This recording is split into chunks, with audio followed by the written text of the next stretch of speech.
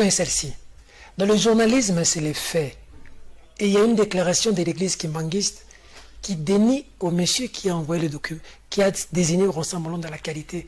Ils l'ont même mis dehors. Vrai ou faux? Vrai.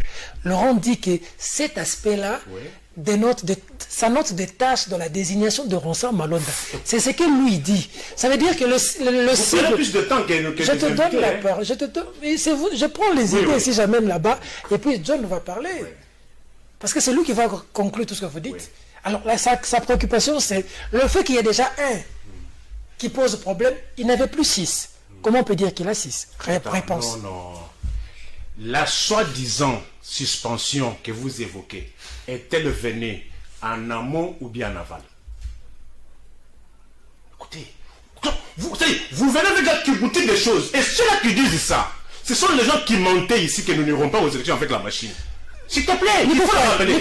C'est le même mensonge qu'on nous dit. Je dis ceci, votre soi-disant suspension là, est-elle venue en amont ou bien en aval?